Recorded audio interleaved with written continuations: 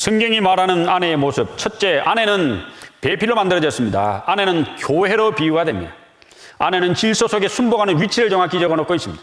그리고 정말 가장 멋진 아내를 살펴보려면 잠언 31장을 여러 번 읽고 묵상해 보면 됩니다. 그리고 또 하나의 모습이 디도스 2장과 아가서 6장에 나옵니다. 시간을 벌써 봐야 되는 디도스 2장.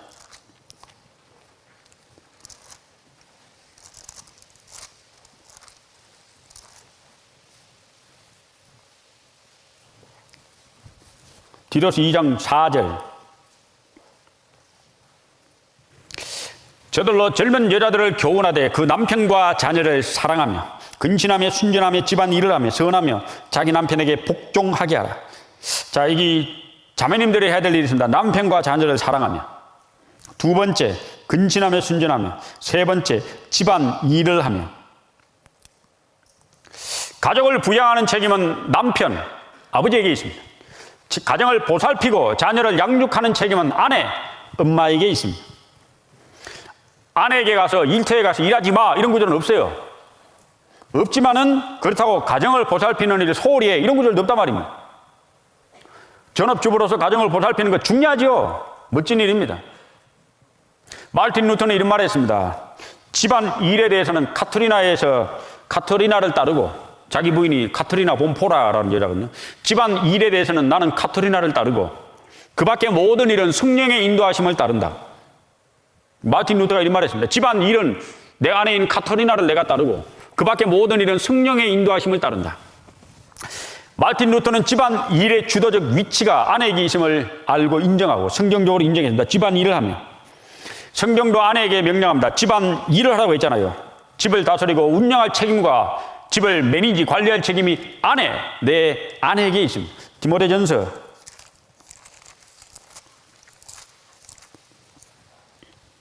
5장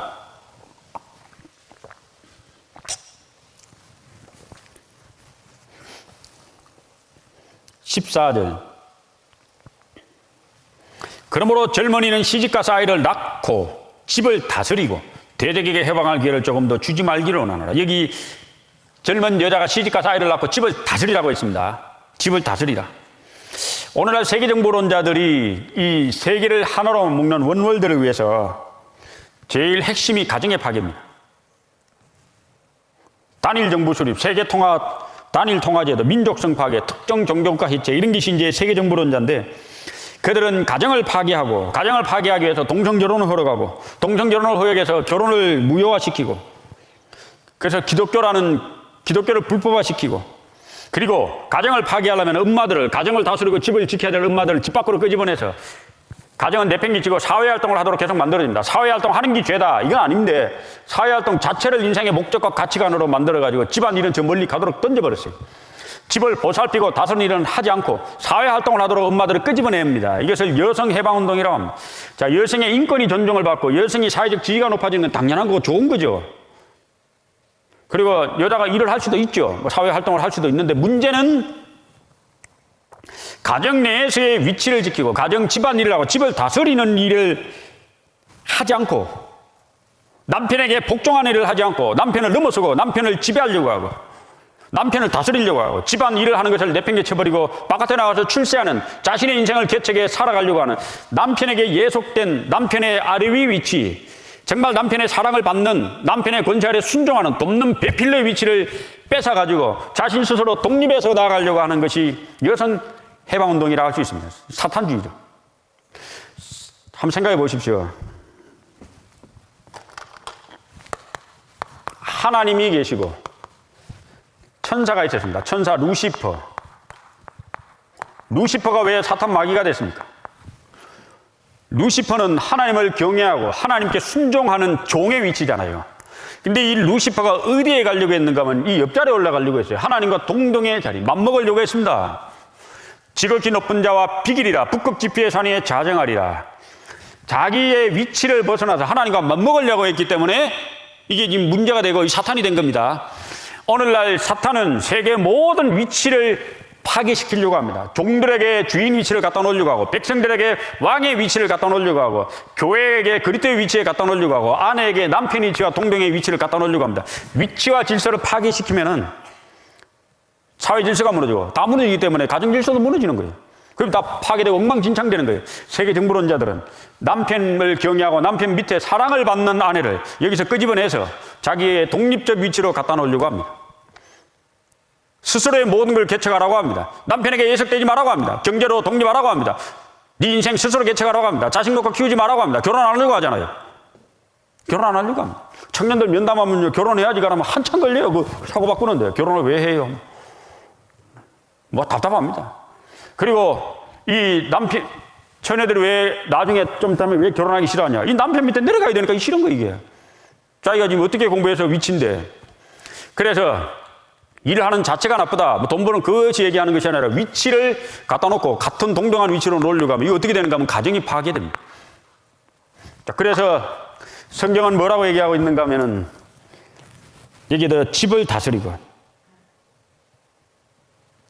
이어령 교수가 이런 말을 했습니다. 수염이 없어지니 어머니의 사랑이 사라졌다.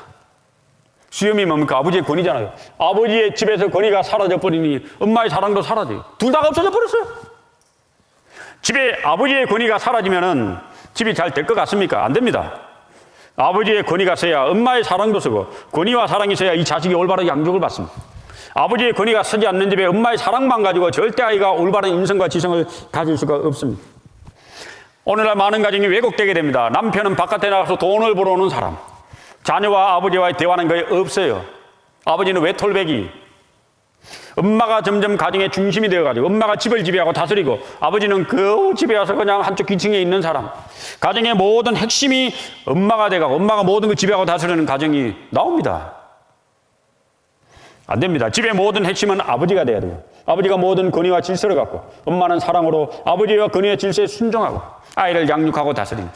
권위가 사라지면 사랑도 사라집니다. 아가서 6장 10절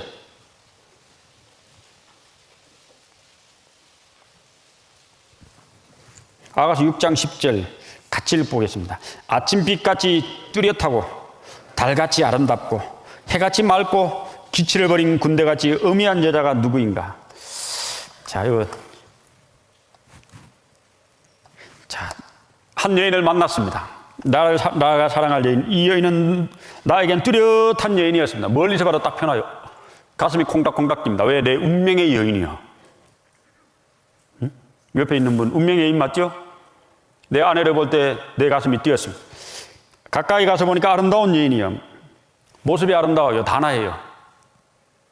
대화해 보니까 모든 것이 아름다운데 대화해 보니까 맑아요. 정신이 맑아요. 생각이 맑아요. 가치관이 맑아요. 사고가 깊고 얼굴이 맑아요. 밝아요. 즐거워요. 그리고 데이트해보고 몇 번 만나보니까 삶의 질서가 있어요. 삶의 규칙이 있어요. 삶이 방탕하거나 나태하거나 게으르거나 인색하거나 그렇지 않아요.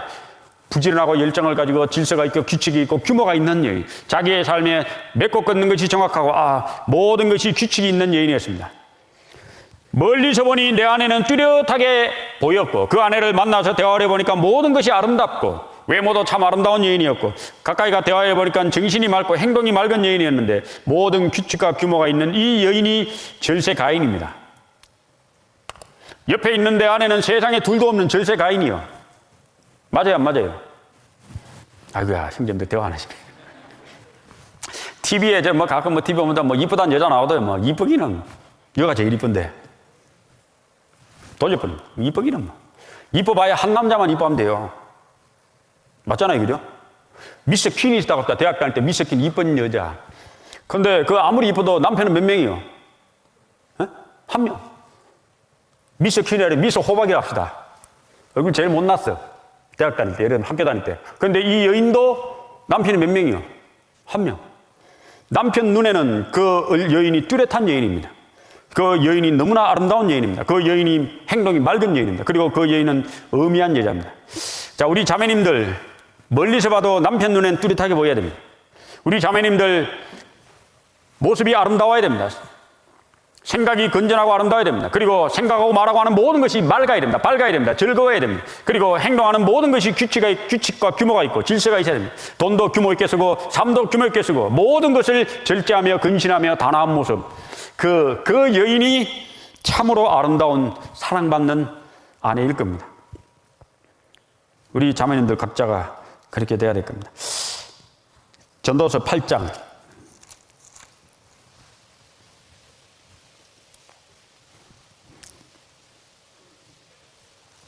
1절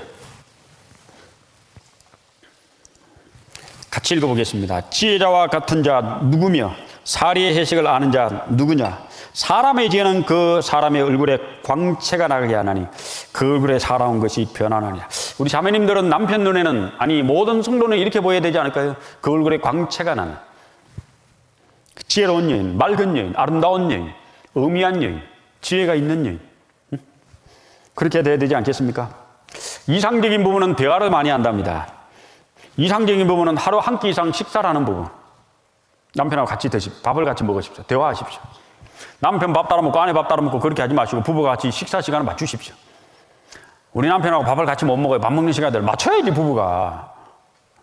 그리고 밥 먹으면서 대화하십시오. 그리고 한 달에 한 번씩 외식을 하거나 쇼핑을 하거나 여행도 가보십시오. 가까운 곳에. 그리고 같이 걷기도 하고 서로 많은 대화를 나누는, 의사소통이 잘 되지 않는 부부는 문제가 많습니다. 부부는 서로 많은 대화를 나누는, 거기 최고의 부부라고 생각을 합니다. 시간이 다 됐는데, 어떤 분이 이런 말을 했습니다. 부부란 다섯 가지 단계의 변화가 있다. 첫째, 좋아서 살다가, 둘째, 어쩔 수 없이 살다가, 셋째, 필요해서 살다가, 넷째, 불쌍해서 살다가, 다섯째, 묻어주려고 산다. 또 어떤 분이 이런 말을 했습니다. 남녀 간의 사랑은 5단계로 이어간다. 결혼의 시작은 황홀의 단계로 시작한다. 살다 보면 실망의 단계로, 그 다음엔 포기의 단계로, 포기해버렸습니다. 그 다음에 미운정, 고운정 다 드는 단계로, 그 다음엔 늙으면 등 꿇어줄 사람이 없어. 그냥 사는 단계로. 자, 세상은 이렇게 살아가는데 우리는 거꾸로 가야 되지 않을까요?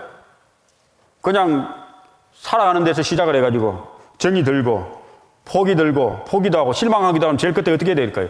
황홀한 사랑으로 나가야 되지 않을까요? 아내와 함께 황홀한. 그래서 10년 결혼한 사람보다 20년 결혼한 사람이 부부간의 사랑이 더 깊어야 됩니다. 대화가 더 친밀해야 됩니다. 서로 사랑이 더 깊어야 됩니다. 20년째 연애하고 있잖아요. 30년 된 사람은 30년째 연애하고 있으니까 얼마나 더 사랑스러워요. 40년 결혼하신 분은 40년째 연애하고 있으니까 얼마나 결혼 생활이, 연애 생활이 아름답습니까? 반응이 없으신가 보니까 동의가 잘 안 되신가 본데. 전도서 7장 9장 9절.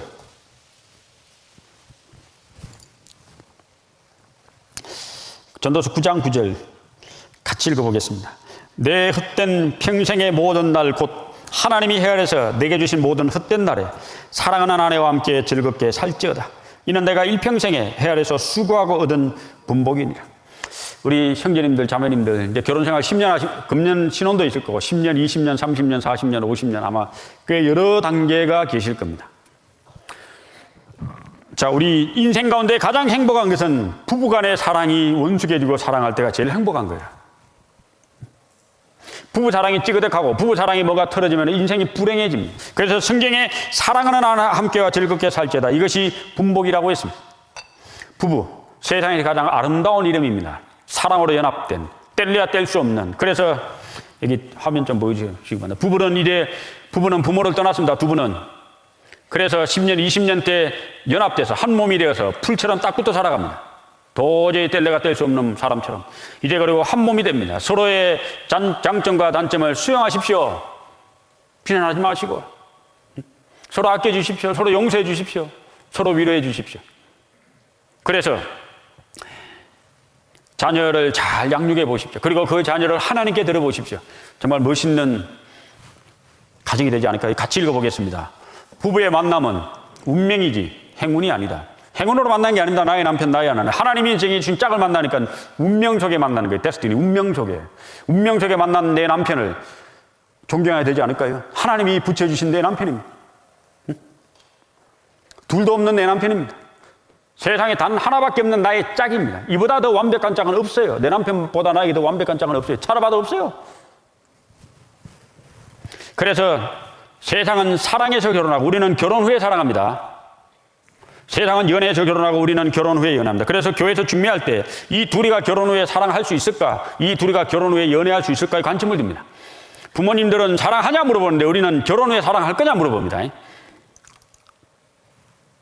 좋은 부모는 자녀를 잘 양육하여 건강하게 독립적으로 살아가도록 만드는 겁니다. 이제 자녀가 장성하면은 이제 내보낼 준비하셔야 됩니다. 자녀는 떠나버릴 준비하고 부모는 내보낼 준비하셔야 됩니다.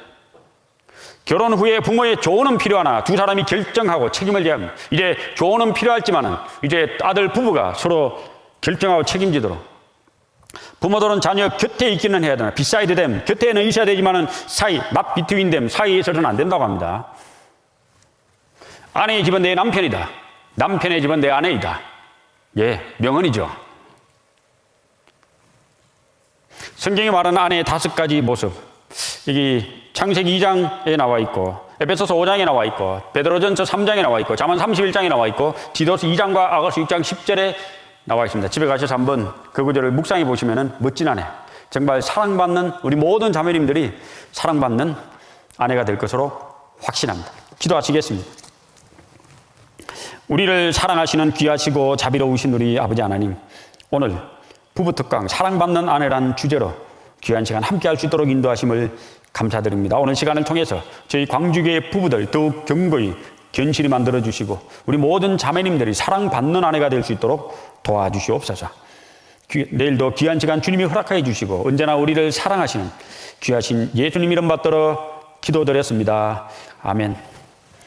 수고하셨습니다. 내일 뵙겠습니다. 내일은 오후 4시입니다.